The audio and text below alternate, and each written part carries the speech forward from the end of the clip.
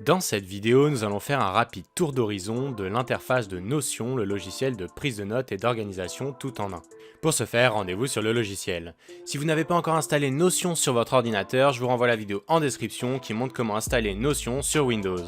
Maintenant, si on regarde l'interface du logiciel, vous voyez à première vue qu'il n'y a pas de barre d'outils en haut de l'écran.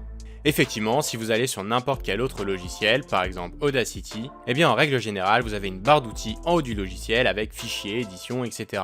Mais sur Notion, il n'y en a pas. En fait, Notion va fonctionner un petit peu comme un blog WordPress avec la barre latérale gauche dans laquelle vous allez avoir tout votre contenu. Contenu qui peut d'ailleurs évoluer et qui est composé de pages. Et chaque page qui peut elle-même contenir d'autres pages. Comme vous le voyez, il y a la page Getting Started, et si je la développe, eh bien on voit qu'il y a une autre page, exemple subpage. Je ne vais pas dans cette vidéo rentrer dans le détail de comment créer des pages, les différents types de pages, les différents types de blocs, mais si ça vous intéresse, j'ai déjà fait des vidéos sur le sujet. Maintenant, il faut quand même avoir en tête deux petites choses en plus sur cette interface de Notion. La première, c'est que en haut à droite du logiciel, vous avez quelques options supplémentaires, notamment pour partager une page, pour mettre des commentaires si vous collaborez avec plusieurs personnes sur votre workspace Notion, pour voir toutes les modifications qui ont été faites sur les pages si encore une fois vous collaborez avec d'autres personnes, mais vous pouvez également mettre une page en favori, et enfin avec les trois petits points vous avez pas mal d'options de mise en forme, d'export, etc. Et pour terminer, la deuxième petite chose à savoir sur l'interface Notion, ça se situe dans le panel de gauche et vous avez juste ici une option Settings and Members. En fait c'est en cliquant sur cet onglet que vous allez pouvoir configurer tout ce qui est configurable sur Notion, comme par exemple si vous souhaitez recevoir des notifications ou pas, la langue du logiciel, l'apparence du logiciel, si vous souhaitez par exemple la changer et mettre un thème sombre, et tout un tas d'autres choses liées à votre workspace, comme par exemple les membres que vous y avez invités, ou encore les informations de billing, c'est-à-dire les informations liées au paiement si vous avez pris une option payante sur Notion. Si vous souhaitez en savoir plus sur Notion et passer d'un niveau débutant à un niveau avancé en seulement quelques heures,